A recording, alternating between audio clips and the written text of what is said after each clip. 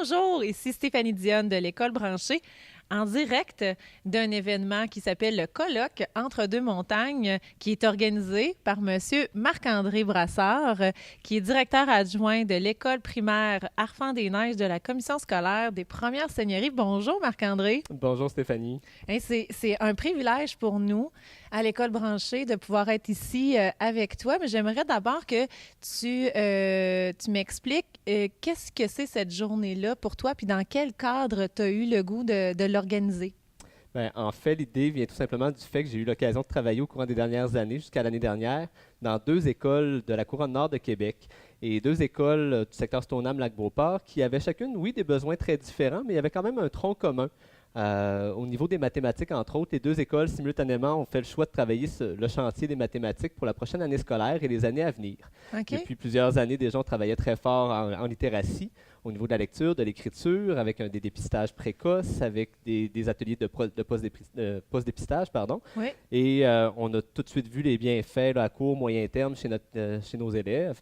Et on voulait vivre la même chose au niveau des mathématiques. Donc, depuis les dernières semaines, j'ai répondu aux besoins du milieu en essayant d'organiser cette journée de perfectionnement-là qui réunit nos deux écoles de la Couronne Nord. C'est une centaine de pédagogues en tout et partout qui sont réunis aujourd'hui pour entendre parler de mathématiques, de l'enseignement des mathématiques. Et qui dit mathématiques dit évidemment technopédagogie parce qu'on ne peut plus dissocier les deux termes. Tout ça est tricoté ensemble. Ouais. Puis, c'est un des fils conducteurs de la journée d'aujourd'hui.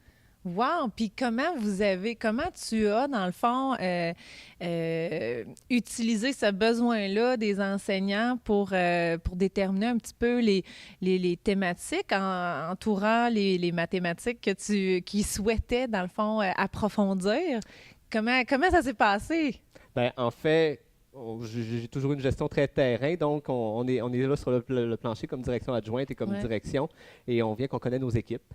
Je les vois aller au quotidien, on a une belle relation, eux et moi, et j'entendais beaucoup de choses au niveau des technopédagogies, de l'utilisation du iPad.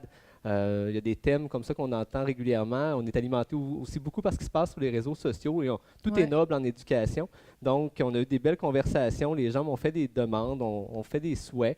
J'ai mis tout ça dans mon collimateur pour rêver une journée comme on le vit aujourd'hui avec des ateliers autant sur l'enseignement des mathématiques que des technopédagogies, comment les technopédagogies peuvent venir en soutien à l'enseignement des mathématiques. Ouais. Donc, tout ça, évidemment, c'est fait aussi en collaboration avec notre partenaire qui est l'École branchée et le réseau de Mme Audrey, avec Ouais. qui j'ai eu l'occasion de travailler. Donc, ça a été un beau travail d'équipe, mais oui, à la base, fallait que ça réponde à un besoin du milieu. Donc, on était à l'écoute de nos équipes, à l'écoute de nos CPE, et la journée qu'on vit aujourd'hui, ben, c'est inspiré de leurs besoins. Oui, bien, félicitations pour Merci. cette organisation-là, puis cette écoute-là. Puis là, ils sont en train de vivre plusieurs choses. Ils Oui. vont certainement mettre leur esprit d'apprenant, se remettre en question, voir plein de nouvelles choses qui vont les allumer. Comment ça se passe après? C'est quoi le travail, justement, d'une direction, un directeur adjoint comme toi, un directeur d'établissement, suite à ces formations-là, le suivi que vous allez en faire? Ben, c'est certain que la journée qu'on vit aujourd'hui, elle est importante. C'est un incubateur d'idées.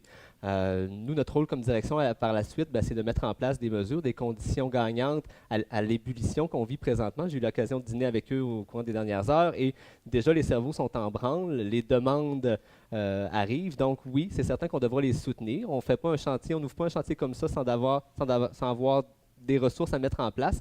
Donc, évidemment, oui, on sera ouvert aux demandes. Oui, on sera ouvert aussi au soutien. Ce que les enseignants aiment, c'est avoir du temps pour réfléchir, Oui. pour travailler. Donc, oui, comme direction, on va leur mettre des conditions gagnantes au travers de tout ça. Chacun de nos milieux aussi, les deux écoles ont mis en place un comité pédagogique dont le mandat sera de voir à ce qu'on vit aujourd'hui a des répercussions concrètes dans nos milieux.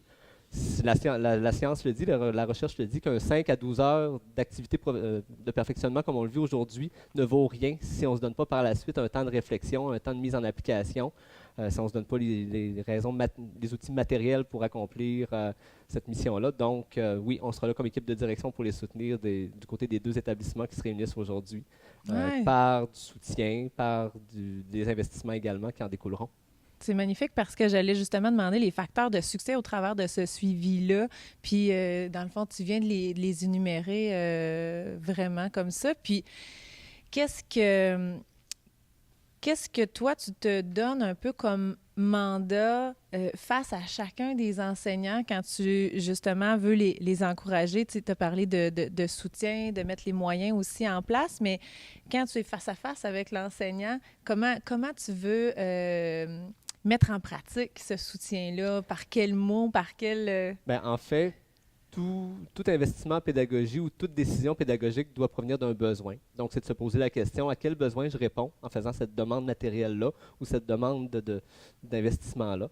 Donc, il faut que ça réponde aux besoins de nos jeunes d'abord et avant tout. Ça serait facile pour nous comme direction d'investir puis d'y aller à sens contraire du gros bon sens, puis de leur imposer des outils. Donc, moi, quand la demande vient, qu'elle est réfléchie, qu'il y a une intention pédagogique, ben, c'est notre rôle ensuite comme direction de soutenir nos équipes. Donc, c'est certain qu'ils auront une bonne paire d'écoute dans toute l'équipe de direction de nos 2 établissements, une bonne paire d'oreilles, et on va les soutenir, c'est sûr. Bien, bravo Marc-André pour cette initiative-là, Merci pour prendre le temps de partager avec nous ce que vous avez mis en place, puis d'inspirer d'autres équipes d'enseignants, d'autres équipes de direction à concrétiser ces désirs-là, d'avancer encore et puis de réaliser des projets comme ce que vous avez mis en place. Merci. Ça fait plaisir. Merci de votre accueil. Ça fait plaisir.